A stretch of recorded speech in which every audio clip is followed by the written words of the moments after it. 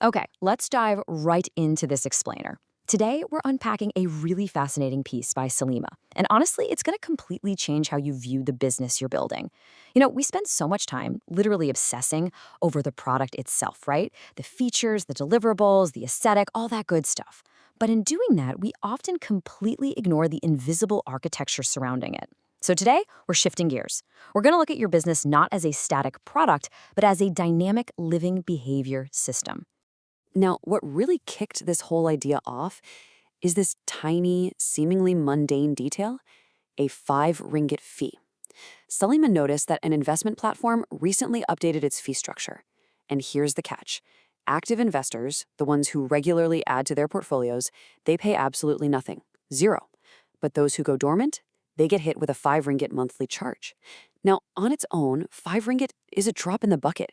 Its purpose isn't to generate massive revenue for the platform, not at all. So, on the surface, this just looks like a simple pricing decision.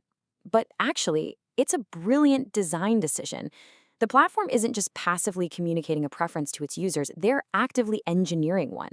It's creating a system where movement is explicitly rewarded. And stagnation? Well, stagnation has a literal, tangible cost attached to it.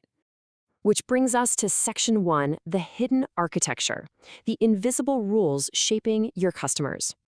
I love this quote because it hits the nail right on the head. As Salima puts it, the system is not sending a message, it is shaping a behavior. Most systems are constantly, and honestly, sometimes entirely accidentally, shaping the people inside of them. When you set up a business, you aren't just opening up a storefront, you're creating a whole environment. So the question isn't whether your business is shaping customer behavior, it absolutely is. The real question is whether you're doing it on purpose or if it's just happening by accident.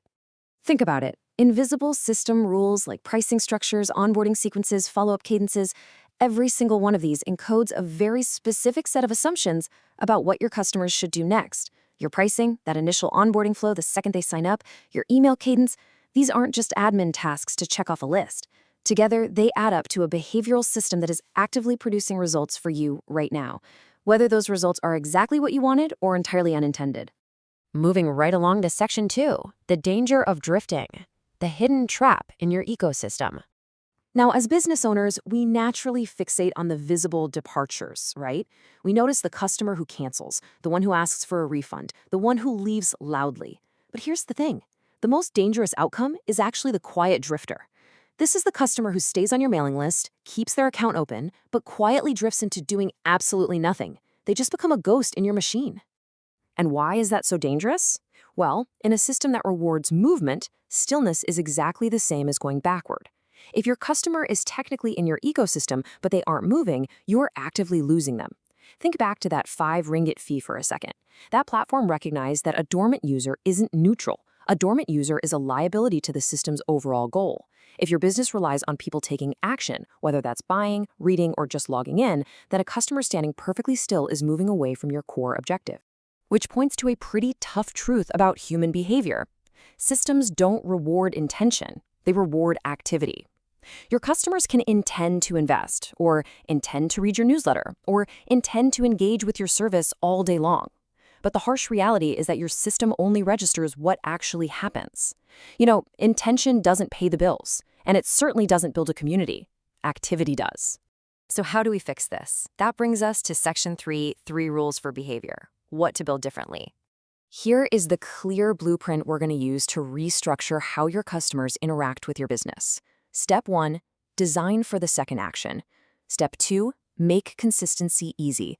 And step 3, name the rewarded behavior. These 3 steps are all about taking back control of that hidden architecture we were just talking about. Let's break these down, starting with Principle 1. Design for the second action, not the first. Look, that first purchase, it might be relatively easy to optimize for with a flashy ad or a big discount code.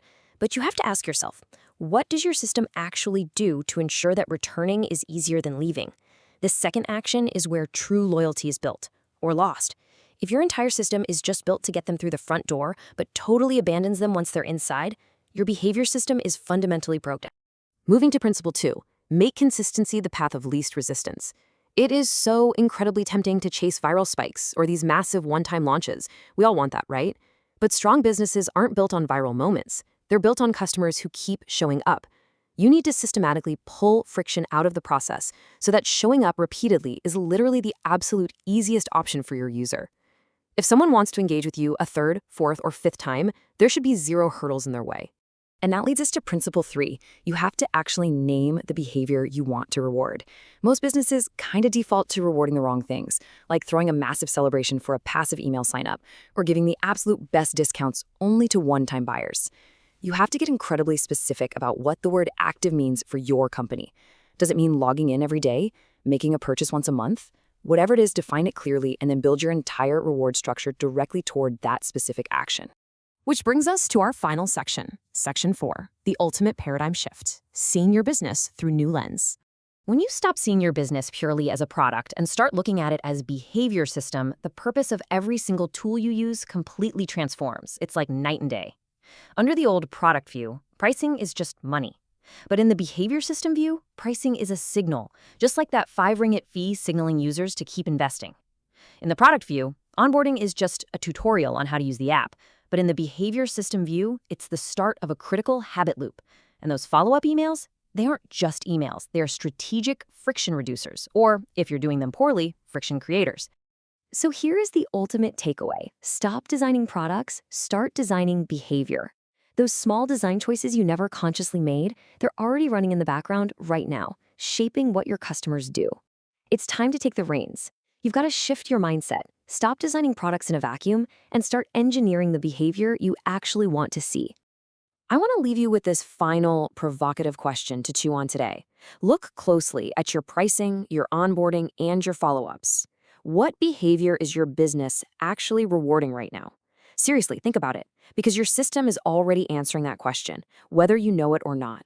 Thanks for joining me for this explainer, and I highly recommend applying this behavioral lens to whatever you're building today.